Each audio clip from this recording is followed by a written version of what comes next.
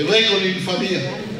Puis, je suis très heureux de venir ici et de vous raconter ce que Dieu a fait de moi. Parce que nos anciens, c'est le coucou, c'est l'oreille. C'est eux, j'ai marché avec eux, c'est eux. C'est eux qui sont venus là où j'habitais et puis l'œuvre, ils ont ouvert l'œuvre jusqu'à maintenant. Puis nous avons des hommes de Dieu, nous avons des hommes et la richesse qu'on a, c'est parce que Dieu en a fait des hommes de Dieu notre famille. Amen. À l'époque, je vais vous raconter mon témoignage, à l'époque, avec tout le respect que je vous dois à tous, et puis mon oncle qui est là, que Dieu a fait une grâce aussi, que mon oncle est là, je suis vraiment heureux dans mon cœur. J'étais dans le monde, puis j'étais dans l'alcool, avec tout le respect que je vous dois, et la drogue. Et puis, je me suis levé presque sans père, parce que j'avais mon père dévisé qui s'était marié avec une autre dame, et puis ma pauvre grand-mère m'a élevé, et puis j'avais personne qui me retienne. Donc du coup, le monde, je me suis offert au monde, et puis le monde m'a détruit. Je pensais tout avoir, mais le monde m'a détruit. Et puis il est passé des années, et puis j'ai détruit mon foyer, j'ai détruit ma famille, j'ai tout détruit. Et à un moment donné, je me trouvais tout seul. Sans plus de famille, sans plus personne. Et puis, j'avais fait du mal. Je me trouvais en prison. Et une fois que j'étais dans cette prison, enfermé, il y a un avocat que mon pauvre père avait pris, et il tape à ma porte, et il me dit, tu le sais que tu es là pour longtemps? Et je le savais que je vais être pour longtemps. Et puis il va tout faire pour te sortir, mais je ne te promets rien, je ne pense pas, tu en as moins pour 10 ans ou 15 ans. Croyez-moi que le ciel m'était tombé sur la tête. Je suis allé presque à me suicider. Je me rendais compte de ce que j'avais fait. Et puis j'ai dit, c'est fini. Je ne verrai plus ma compagne, ni mes enfants, ni ma famille. Je vais me suicider ici, en prison. Et il est passé quelques jours, quelques mois. Et puis, avec tout le respect que je vous dois, je ne me lavais plus, je ne mangeais plus, je me laissais aller. Et un soir, le roi des rois que je ne connaissais pas s'est assis à côté de moi. Gloire à Dieu. Merci Jésus. Amen. Et je bénis son nom. Amen. Il est venu nous chercher à notre peuple. Alléluia. Mais salut, alléluia. Il m'a parlé. Il m'a dit, moi je te donne une deuxième chance. Gloire à Dieu. Et moi, quand j'ai assis dans ce lit de prison, il est venu s'asseoir à côté de moi. J'ai senti le lit. J'ai senti le lit qui s'est affaissé. Et j'ai eu peur. Je me suis dit, qu'est-ce qui se passe? Et il me dit, oui, c'est moi qui te fera sortir.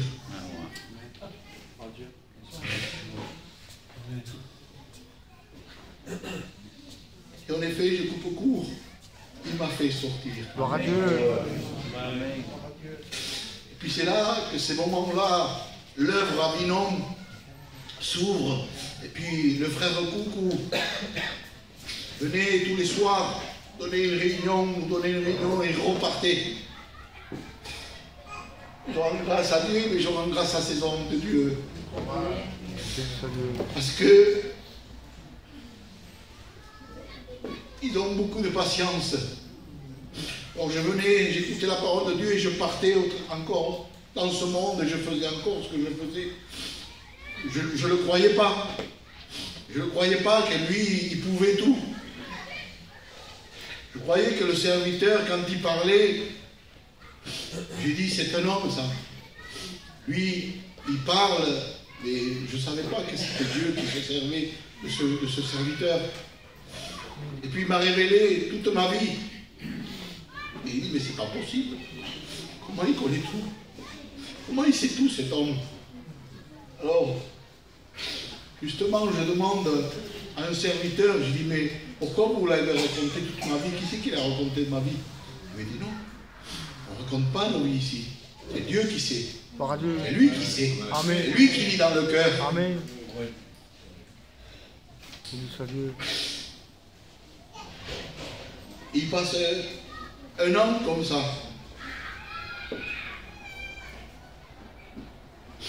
Avec tout le respect que je vous dois, je viens, je m'assois dans une chaise, et puis,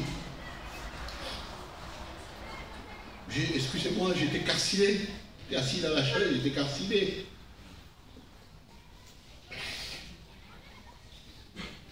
Et le serviteur me pointait du doigt, presque, il allait citer mon nom. Et vous le savez que Dieu est puissant, qu'il peut le faire. Amen. Et puis je voyais qu'il me regardait et qu'il me parlait, qu'il me révélait des choses que je n'ai dit à personne. Et il me dit, je te donnerai ta compagne, je te rendrai ta famille, si tu me donnes simplement ton cœur. Si des fois, excusez-moi, si des fois vous êtes dans votre chaise, et puis Dieu vous parle, donnez-lui votre cœur. C'est tout simple. Amen. Et croyez-moi, quand Dieu promet, Dieu agit. Un soir, ma compagne, tellement j'avais perdu sa voix, je ne la reconnais même plus. Et elle me dit, c'est moi. Et c'est pas possible. De ce que j'avais fait, c'était impossible qu'elle revienne à moi. Ma famille, c'était impossible qu'elle me parle. C'était impossible. C'est le miracle qui est arrivé. Ma femme s'est convertie aujourd'hui. Mon fils est là. Mon fils aussi. Il suit. Le plus beau, c'est qu'il m'a donné toute ma famille presque. Ma famille est en train de se convertir. J'ai mon oncle qui est ici, je rends grâce à Dieu. Amen. Qui est l'oncle, qui est là. Et puis qui suit, puis je vois qu'il aime, alors ça me bénit. Et puis avec Dieu, en vérité, c'est une richesse inouïe. Alléluia. J'ai pas de sous, mais vous savez la paix que j'ai dans mon cœur. Gloire à Dieu. On m'a donné une caravane. Et puis, Seigneur, je veux travailler pour toi. Je veux faire pour toi. Excusez-moi, je ne me glorifie pas. Mais je vous raconte la puissance de Dieu. J'ai dit, mais je veux aller travailler, mais j'ai rien. On m'a donné une caravane. J'arrive au village, que je suis à Ogon, ici, avec nos serviteurs, avec ma famille. Dieu m'a donné du travail ici à Saint-Rémy. J'avais rien. Dieu m'a donné du travail là où je suis. Dieu, en fait, c'est inimaginable. Béni soit Dieu, alléluia. Si tu ne connais pas Dieu, donne-toi à lui. Amen, amen. Si tu es désespéré, donne-toi à lui. Amen, gloire à Si tu Dieu. n'as pas de sous, donne-toi à lui. Si ton machine à laver est cassée, je te promets qu'il va te donner une machine à laver. Je rencontrerai plein. Mais je vais laisser place à un frère à moi aussi qui va témoigner. Et je vous aime. Je vous dis franchement, je vous aime. Vous êtes la famille de mon rey, c'est mon frère. Ça. Et mon coucou, et puis toute la famille de Nice. Gloire à Dieu. Dieu va nous bénir ce soir. Amen. Gloire à Dieu. Oh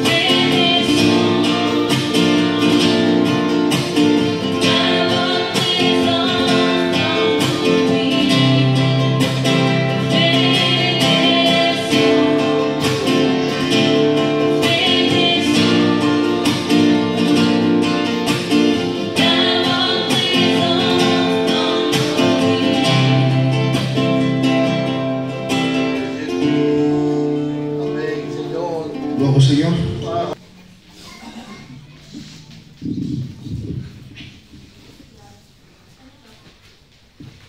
Bonsoir à tous. Moi, je suis heureuse d'être ici, Gloire à Dieu.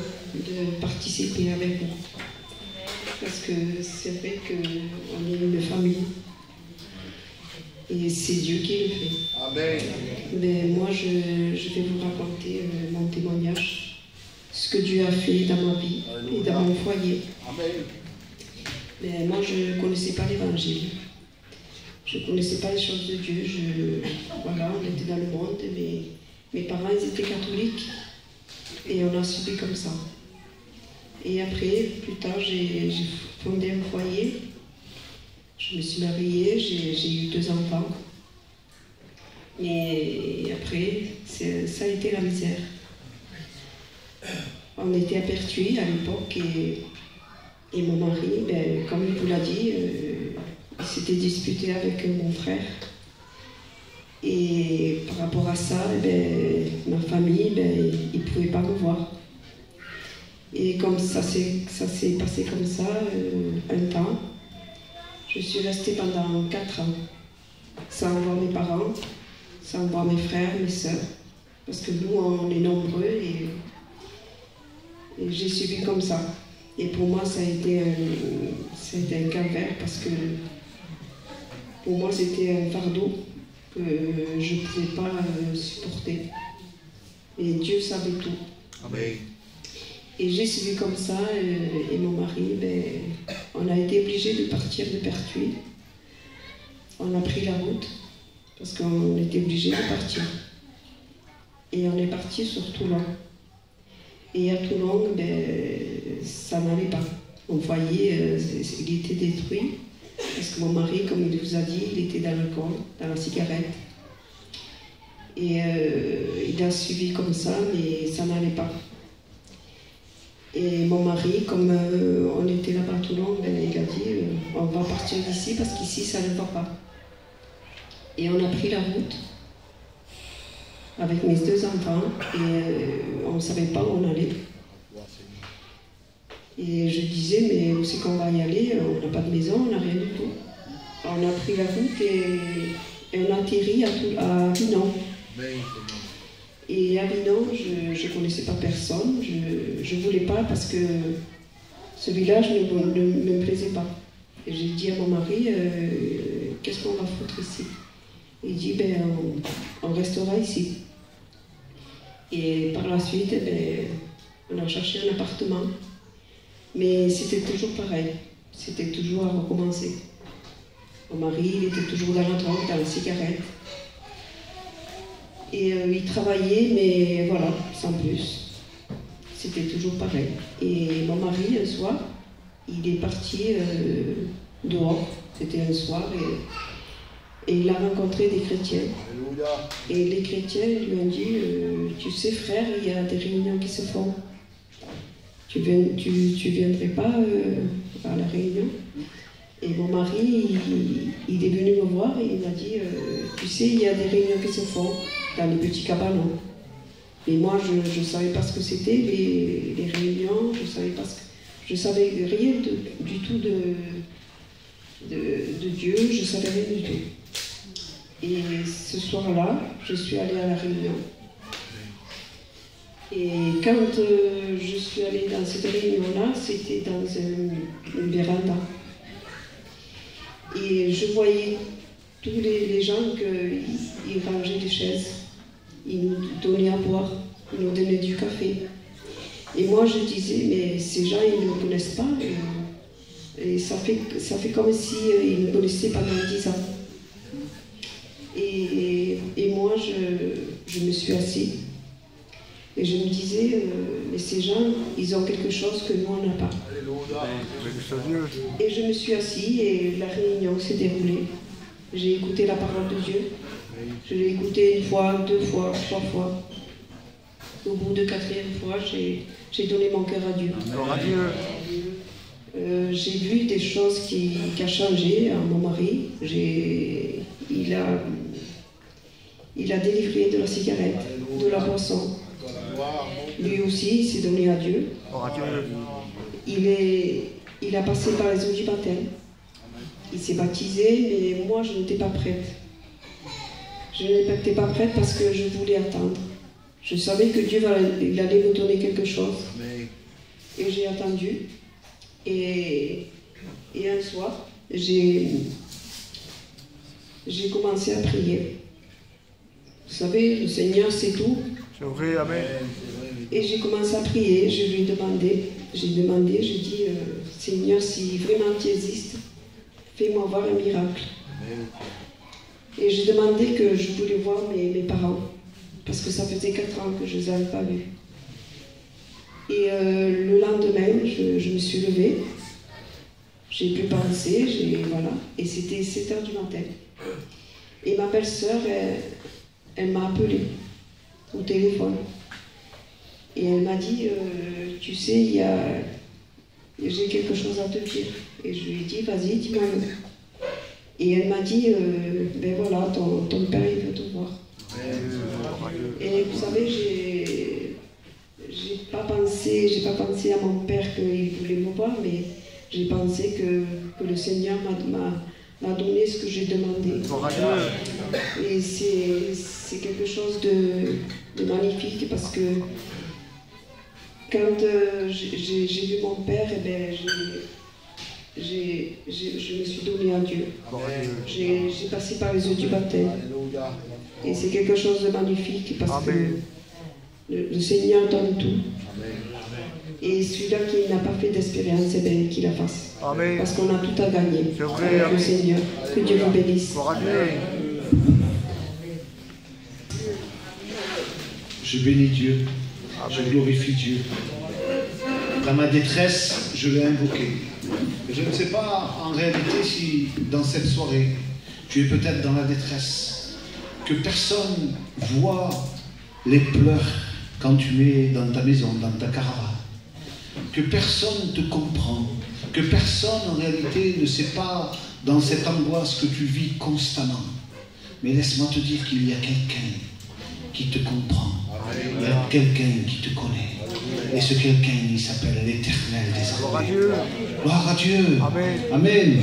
Je bénis Dieu pour l'invitation du frère Michel. Je voudrais qu'il puisse le présenter, parce que nous savons que sans Dieu, il n'y a rien qui se fait, il n'y a rien qui se passe. Et l'auteur de la bénédiction, ce n'est pas un homme, avec tout le respect que je dois au frère, mais c'est Dieu. Amen. Alors j'ai besoin de son approbation. Gloire à Dieu.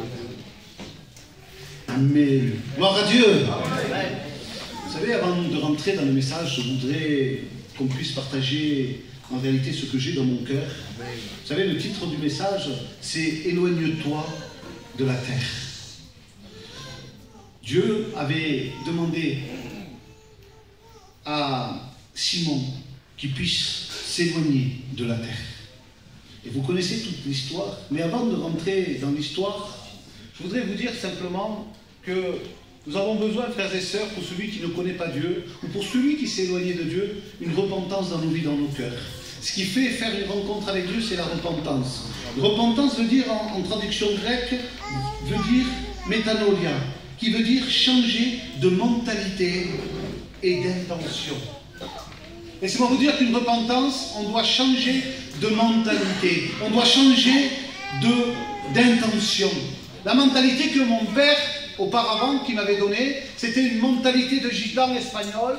Peu importe gitan catalan ou peu importe voyageur, nous sommes tous les mêmes, nous faisons un seul peuple. Et cette mentalité qui m'avait donnée mon père, en réalité, c'est comme votre mentalité à vous. Et en réalité, cette mentalité que mon père m'avait donnée n'était pas conforme avec la parole de Dieu. Au contraire, c'était une mentalité terrestre. C'était une mentalité de ce monde. C'était une mentalité qu'en réalité, et je vous demande pardon, si quelqu'un me faisait du mal, il fallait faire du mal. Si on pouvait travailler sans travailler, mais en train de voler, eh bien on volait. Et c'était notre mentalité que mon père m'a donnée, qui m'a inculté. Mais par force, c'était à ma naissance. J'ai vu mon père de mon jeune âge qui ne travaillait jamais. Il escroquait, il volait, il trichait, il montait. Alors moi je croyais que c'était comme ça. Je suis né dans ce bain-là. Pour moi, ma vie, elle était comme ça. Alors moi, en grandissant, qu'est-ce que j'ai fait? J'ai gardé cette mentalité automatiquement. Vous comprenez, frères et sœurs? Alors laissez-moi vous dire que cette mentalité ne m'aurait pas amené au ciel à l'heure d'aujourd'hui. Je bénis Dieu parce qu'il y a eu une repentance dans mon cœur. Il y a eu un changement, une transformation. Dès qu'il y a une rencontre avec Dieu, qu'il y a cette nouvelle génération qui se fait en nous, alors là, tout change, tout se transforme, tout se bouleverse. Il n'y a plus de gitanie, il n'y a plus de mentalité gitane. Non, non, non, non. On est des enfants de Dieu. Amen. Gloire à Dieu. Amen. Parce qu'avant d'être gitan, on est chrétien. Et après gitan, pas de problème. Mais avant tout, nous sommes ce que nous sommes, des enfants de Dieu. Et laissez-moi vous dire que pour celui qui n'a pas fait cette repentance dans son cœur, ce soir, Dieu t'accorde encore la solution. Dieu t'accorde de te tendre la main pour que tu puisses avoir cette repentance dans ton cœur et changer et transformer cette vie, et changer cette mentalité, et changer d'intention. Gloire à Dieu. On fait la lecture, regardez si vous voulez bien, dans Luc 5.1. Déjà Luc, vous savez ce que ça veut dire? Luc, le prénom Luc veut dire être éclairé. Alors, à travers ce passage, nous allons être éclairés. Laisse-moi te dire que tu t'enlèves un petit peu de cette terre. Tu sors un peu de ce monde, un peu, de tes affaires, de tes choses que tu vas faire après cette réunion. Non, non. Laisse tout tomber de côté maintenant et essaye de te concentrer dans la parole de Dieu. Regardez ce qu'il nous dit, la parole de Dieu. Comment Jésus trouvait auprès du lac de Génézareth et que la foule se pressait autour de lui pour entendre la parole de Dieu. Et c'est ce que nous faisons dans cette soirée. Nous ne sommes pas oppressés, mais il y a une certaine foule qui est là, et qui est là pour écouter la parole de Dieu. Mais ça fait combien de temps que tu écoutes la parole de Dieu? Ça fait combien de temps que tu viens aux réunions? Ça fait combien de temps que tu es ici, et en réalité tu n'as pas fait cette rencontre avec Dieu? Pourquoi? Parce qu'il te manque quelque chose. Et tu sais ce qui te manque en réalité? C'est de t'enlever ce que tu aimes et ce qui est précieux à tes yeux, de mieux dans ta vie. Dans ta vie, tu sais ce qui doit être le plus précieux? C'est Dieu. Et à ce moment-là, automatiquement, avec la grâce de Dieu, il va y avoir une repentance qui va se faire dans ton cœur. Regardez ce qu'il nous dit un peu plus loin. Il vit, regardez, il vit au bord du lac deux barques, d'où les pêcheurs étaient descendus pour laver leurs filets. Il monta dans l'une de ces barques qui était à Simon. Et regardez là, je me suis arrêté. Regardez ce qu'il lui a demandé Jésus à Simon. Simon, et mets ton nom à toi. Simon, et il le pria de s'éloigner un peu de la terre. Jésus lui avait prié à Simon qu'il puisse s'éloigner de cette terre. Et laisse-moi te dire quelque chose, si tu veux faire cette rencontre avec Dieu, si réellement tu veux que ta vie, une fois pour toutes, elle change de vie, elle change de situation, tu dois t'éloigner de cette terre et mets ton nom. Je ne sais pas comment tu t'appelles, mais Jésus te connaît, Jésus sait comment tu t'appelles. Alors si vraiment tu veux faire cette rencontre avec Dieu, éloigne-toi de cette terre. Éloigne-toi de ce monde. Il n'y a rien de bon ici. Ici, c'est toujours tout à recommencer. Je demande pardon pour les anciens. Je demande pardon pour les personnes qui sont en deuil. Il y en a. Laissez-moi vous dire que si on boit, on doit recommencer. Si on fume un peu de drogue, on doit refumer de la drogue. Si on prend un peu de drogue dure, on doit reprendre. Tout est à recommencer. Tout est à recommencer. Et vous avez vu qu'il nous manque toujours quelque chose dans notre cœur. Vous avez vu qu'on est toujours en train de souffrir pour celui qui ne connaît pas Dieu, bien sûr. Parce que quand celui-là qui connaît Dieu, il a eu tout. Amen. Il a tout. Il ne souffle plus. Il lui manque de rien. Il a la paix. Une paix constante. Une joie dans son foyer constante. Pas de bagarre avec ta compagne. Pas de bagarre avec le compagnon. Il y a cette paix qu'elle demeure. Une paix éternelle. Mais laisse-moi te dire, quand nous ne voulons pas nous éloigner de cette terre, alors les problèmes sont là. Les difficultés sont là. Parce que nous ne connaissons pas Dieu en réalité. Nous avons une tristesse dans notre vie. Nous avons une tristesse dans notre cœur. Ça ne va pas. Il n'y a rien qu'on peut faire que ça aille. Parce que laissez-moi vous dire, une vie réussite, et je le dis toujours, c'est une vie avec Dieu. Gloria a Dieu. Alors, Jésus le pria, il lui dit, regardez ce qu'il dit, Simon, il pria de s'éloigner un peu de la terre, puis il s'assit, et de la barque, il enseignait à la foule. Et c'est ce qu'on est en train de faire dans cette soirée. On est en train de vous enseigner, les serviteurs de Dieu. Repentez-vous, il vous faut une repentance, il faut un changement de vie, il faut un changement, une transformation. Ça fait combien de temps que tu viens? Et comme tu viens, tu repars. Et les problèmes sont toujours là. Le boulet que tu traînes est toujours là autour de ton pied. Tu te traînes avec ce boulet. Et vous savez, ça me fait penser aux prisonniers, quand ils avaient un boulet autour du pied et qu'ils le traînaient, c'était difficile.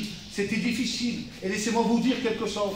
Pour quelqu'un qui ne connaît pas Dieu, il a ce boulet dans le pied et c'est difficile pour lui. Il est en train de transpirer. Il est fatigué, il n'en peut plus. Et peut-être c'est comme ça. Tu n'arrives pas de t'en sortir de cette drogue. Tu n'arrives pas de sortir de cet alcool. Tu n'arrives pas de te sortir de ces cachets. Tu n'arrives pas de te sortir de ces problèmes dans ta maison. Tu fuis ta maison. Hier, je prêchais, je disais comme cela. Parfois, il y a des personnes qui fuient leur maison. Vous savez pourquoi? Parce qu'ils ne sont pas bien, ni avec ses enfants, ni avec leurs compagnes. Vous savez pourquoi? Parce qu'en réalité, ils s'enferment dans le travail. Vous savez pourquoi? Pour fuir leur foyer. Ils sont mieux dehors que dans leur maison. Vous savez pourquoi? Parce que dans sa maison, il n'y a pas cette paix. Vous savez pourquoi? Parce que dans la maison, il n'y a pas cette joie. Vous savez pourquoi? Parce que dans cette maison, rien ne va bien. Tout va mal. Mais quand il y a Jésus qui rentre, Gloire à Dieu. Voilà. Quand il y a Jésus qui rentre, frères et sœurs, dans une maison, il y a la paix, Amen. il y a la joie, il y a la tranquillité. Nous sommes autour de cette table avec nos enfants, avec notre compagne. Une patate bouillie qu'on mange, mais on est tranquille. Il y a cette paix qui demeure. Il y a cette tranquillité. Celui qui peut connaître cela, il y a simplement celui qui a fait réellement la rencontre avec Dieu, une nouvelle naissance. Pas une émotion, pas quelques pleurs, parce que ça, en réalité, c'est du passage. Ça, c'est qu'en réalité, c'est Dieu qui veut s'approcher de toi et qui veut te démontrer qu'il t'aime et qu'il existe. Non, non, je parle d'être régénéré par l'Esprit, une nouvelle naissance totale. Et laisse-moi te dire que ça, c'est possible pour toi si tu le veux. Ouvre ton cœur à Dieu. Ouvre ton cœur à la parole de Dieu. Regardez ce qu'il nous dit un peu plus loin. Dans Marc 6,31, il dira comme cela. Jésus leur dit, venez avec moi dans un endroit isolé. Et c'est là qu'il veut t'emmener Jésus. Dans un endroit isolé, loin de tout le monde, pour vous reposer un peu. Tu manques de repos. Tu n'as pas le repos. Tu n'as pas la tranquillité. Tu es fatigué, chargé. Mais laisse-moi te dire que Jésus, il est la solution.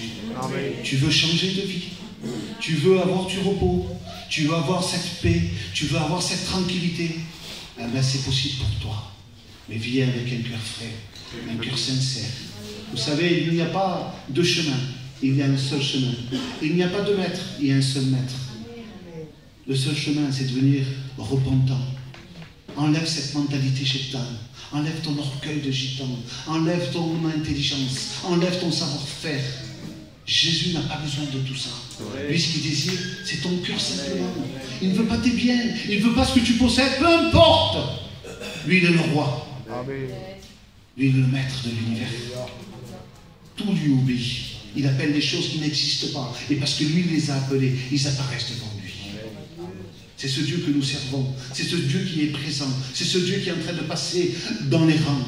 Laisse-moi te dire que si réellement tu veux de Dieu, Dieu se trouve là. Parce que ce Dieu que nous avons, il veut t'isoler de ce monde. Il veut t'isoler de cette terre. Il veut t'isoler de réellement de tout ce qui t'entoure. Vous savez que parfois, et là je vais toucher un point un peu spécial, mais il faut le dire. Nous les gitans, on est très famille, c'est vrai ou pas? Hein? Voilà, on est très famille. Mais parfois, tu veux que je te donne un conseil de la part de Dieu? Éloigne-toi un peu de ta famille, inconvertie. Tu sais pourquoi? Parce que cette famille qui est inconvertie t'empêche de venir en réunion.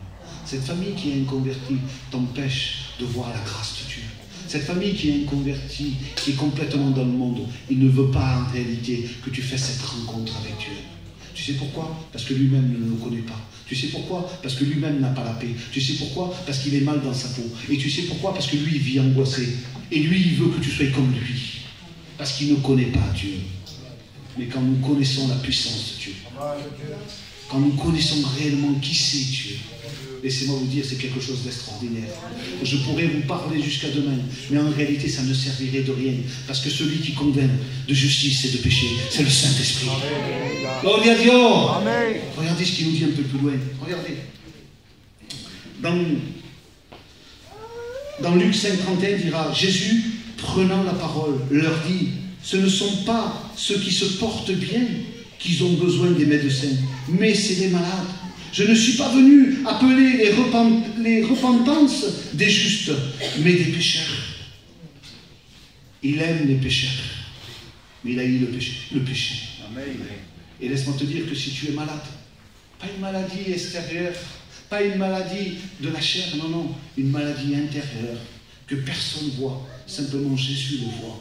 Laisse-moi te dire qu'il est venu pour toi. Parce que en réalité, tu n'es pas bien portant. Tu es mal dans ta peau. Tu t'en sors pas. Tu n'es pas bien. Tu n'arrives pas à dormir. Ça ne va pas avec ta compagne. Ça ne va pas avec tes enfants. Tu prends des cachets pour dormir. Et des fois, parce que tu es un peu, en fait, tu bois un coup de trop. Mais tout ça a recommencé. Tout ça, encore, a recommencé. Ça ne sert à rien. Quel dommage. Tu es là, tu es à la bonne place. Prends cette place. Prends-la, prends-la. Dieu te tend la main. Tu sais que Dieu lit dans ton cœur comme un livre ouvert. Tu sais que Dieu, tout est à lui et à découvert devant la face de l'Éternel. Tu sais que Dieu te connaît. Et combien de temps ça fait que tu viens? Quelle perte de temps. Quel dommage, Seigneur. Regardez, et je vais bientôt terminer. Regardez ce qu'il nous dit. Jacques 4,8, il dira, approchez-vous de Dieu et lui s'approchera de vous. Psaume 73, 28, pour moi, m'approcher de Dieu, c'est mon bien. Amen. Soyons Alléluia. un peuple intelligent. Le gitan, il est intelligent. Venons à Dieu. Avec Dieu, nous avons tout, frères et sœurs. Sans Dieu, nous n'avons rien. On peut posséder ce qu'on peut posséder. J'ai possédé plusieurs maisons, beaucoup d'argent, beaucoup de matériel. Mais le soir, je ne dormais pas. J'étais angoissé, je pleurais, j'avais peur du lendemain. Vous savez pourquoi? Vous savez pourquoi? Parce que je n'avais pas Dieu dans mon cœur. Celui qui console un cœur. Celui qui fait un bien dans un cœur. C'est Dieu. On peut posséder ce qu'on peut posséder ici dans cette terre. Tout est éphémère. Tout passe. Mais sa parole ne passera pas. Amen. Alors, s'il te plaît, un conseil de la part de Dieu, non d'un homme, de la part de Dieu. Amen. Demande à Dieu. Rentre en toi-même. Regarde ta vie. Examine-toi. Regarde dans l'état que tu te trouves. Et là, tu vas te dire, Seigneur, j'ai besoin de ta grâce. Dieu peut te faire cette grâce, si réellement tu le veux. Dieu est là pour te faire cette grâce. Encore une fois. Le lendemain ne nous appartient pas. C'est vrai, amen. Aujourd'hui, nous sommes ici et demain, nous ne sommes pas là. Ça fait 2 ans en arrière, je parlais au téléphone avec un serviteur de Dieu, j'ai fait une AVC au téléphone. Comme ça. C'est venu, boum, d'un coup. Plus de parole, on m'a amené à l'hôpital et je vous le dis de la part de Dieu. Mes enfants m'ont transporté à l'hôpital. Vous savez ce que c'était ma demande à Dieu? Dieu m'en est témoin. Vous savez c'était quoi? Je dis, Seigneur, je n'ai pas demandé la guérison. Dieu m'en est témoin. Je dis, Seigneur, je suis ton serviteur. Tu m'as appelé pour prêcher la parole de Dieu. Mais il n'y avait pas une syllabe qui sortait. C'était entre moi et Dieu. J'ai dit, Seigneur, donne-moi maintenant la parole. Un instant, la parole m'était révélée. La protection de l'Éternel. Être sous sa protection. Ton foyer complet sur sa protection.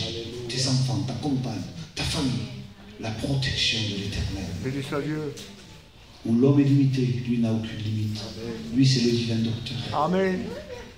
Lui, il peut tout en réalité. C'est vrai, amen. Mais il y a toujours un mais, frères et sœurs. Lui, ce n'est pas un voleur, ce n'est pas un tricheur, ce n'est pas un destructeur. Lui, il toque dans ton cœur.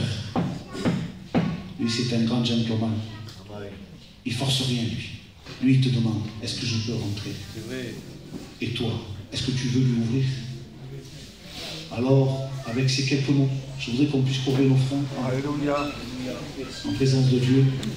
Et je voudrais qu'on fasse un peu de silence.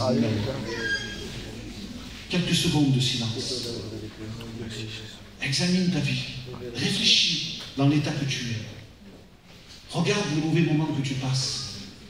Regarde que tu ne prends pas le sommeil. Regarde que tu es à table et tu n'arrives pas à manger. Regarde que tu es avec ta compagne ou ton compagnon, tu es toujours en bagarre. Regarde tout cela. Il te manque toujours quelque chose. Tu es toujours en train de souffler, en train de soupirer. Mais laisse-moi te dire que Dieu connaît les soupirs de ton cœur. Et il veut te donner ce que toi tu veux lui demander. Maintenant ce soir. Je prie pour vous. Seigneur, nous voulons louer ton nom, louer ta grandeur. Tu vois ces cœurs qui ne te connaissent pas. Tu vois ces cœurs qui n'ont pas fait cette rencontre avec toi. Seigneur, je veux te demander, te supplier, s'il te plaît, Seigneur, ce que moi j'ai reçu, Seigneur, je veux que tu puisses leur donner, oui, une vraie rencontre avec toi, Seigneur Christ. Une vraie repentance dans ton cœur, Seigneur. Étends tes mains, manifeste-toi. Tu connais le peuple, Seigneur. Bénis-les, Seigneur, s'il te plaît. Dans le saint nom de Jésus, parce que tu es Dieu. La gloire, elle t'appartient à toi, rien qu'à toi, Seigneur. Que Dieu vous bénisse grandement. Merci, papa.